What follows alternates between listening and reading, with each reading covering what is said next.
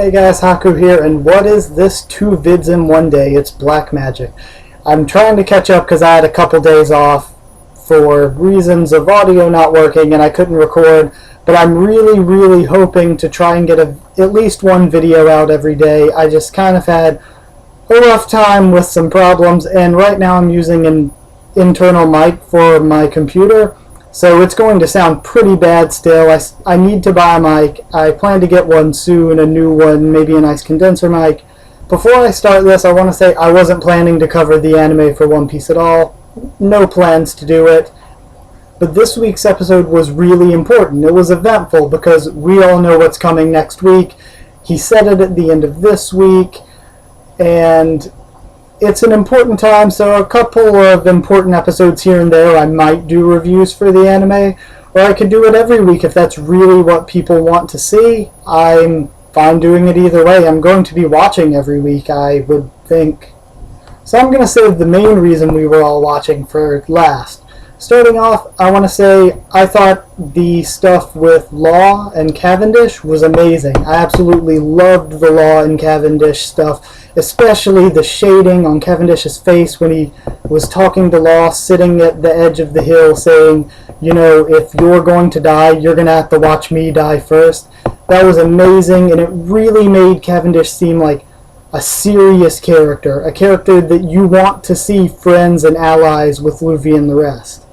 Like, we've seen mostly comedy bits and stuff out of Cavendish and Bartolomeo with a couple serious moments and fights, but that was one of those moments that I really felt for the character and really wanted to see more of them in the series, which I think is absolutely great, and I think the anime really did that right. And even before that, Law's speech when he's missing his arm and he's talking about how he has to die here. He's waited 13 years. Even if Luffy loses, he wants to lose with him. He put everything into this moment, and this is the only shot at this. Another thing that normally I would say kind of took away, but I liked in this episode, was the way they had Rebecca and Kiros and Leo, Mancherry, and Kabu there, but they weren't a huge distraction. They were just saying, these characters are here, they still have a place in the story, they have emotions they're feeling at the moment, and we're still doing things with them. Robin, I also like the way they finally addressed, how she's hiding, she's gotten injured. Cavendish brings it up, gives her the coat, and she goes down to meet Bartolomeo. It was a really fun moment too. So into what everyone was really watching the episode for, the Doflamingo versus Luffy fight. And it was great. From the very first Hawk Whip at the beginning, I loved the animation that they did for it. And this is really one of the nicest looking fights I've seen, like a full big arc villain fight since NES Lobby. Now, a big part of why I think this might be that I'm an absolute Doflamingo fan, even back when he wasn't that important to the chapter-to-chapter, episode-to-episode story. His speeches were just so great, and everything he did, he oozes charisma, and that's one thing I love about the character. He fits in the plot as the evil king, the former noble who turned pirate, because he just captivates people and gets people to follow him. And it works well with his powers too, being able to puppeteer people. It's a nice little, I guess, sort of tie-in. Doflamingo is just probably the best villain we've had in One Piece in a long time. I found Punk Hazard very enjoyable, and I probably have about the same opinion as most people on Fishman Island, but when it comes to Dressrosa, everything was set up really well, I think. It's been a long arc, but there's been so much happened, so much has been in this arc, just a ton of content, and I think that Doflamingo as the villain, having his past and Law's past told, it really cemented him as, I think, probably going to be one of the most remembered, if not the most remembered, One Piece villains. Now, one thing I'm not going to spoil, but we saw a couple of little moves from Doflamingo that are hinting to something that we're going to find out maybe in a few episodes, probably next episode. And I thought it was interesting how they threw that in there as like a little hint. And when I saw it, I was like, oh, I instantly recognized. I was like, okay, this is going to be cool. Are they going to do this episode?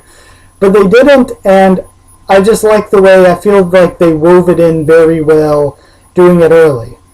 Now for the part we were all waiting for, when he puts his arm up to his mouth, I was so hyped. I got the chills when he said the words, and I think the title screen came in at the perfect time, the little One Piece card, to be continued. It left us waiting to see next week. It really built the tension and gave a reason to come back, something you need to see. And we already see from the episode preview that it's going to look amazing. At least I would hope so, because the artwork looked really, really good for Toei. Really good in that promo. And for the past few episodes, with a couple parts that stuck out as not being very good, it was good animation for how current One Piece is done.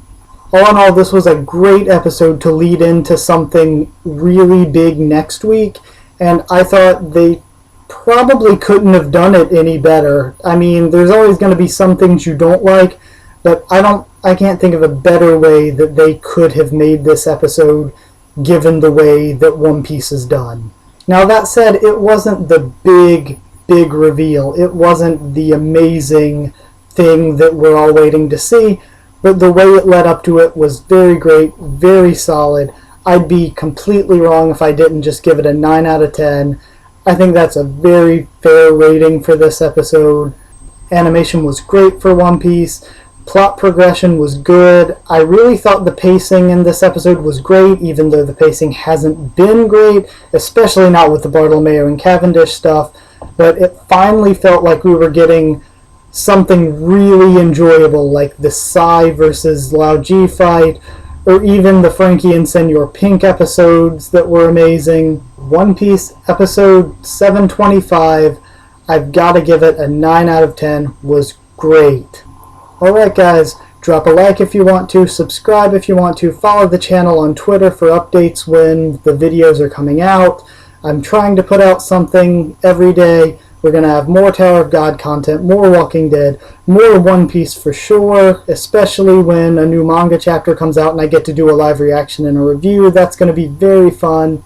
Comment and join the discussion, and I will see you guys next time.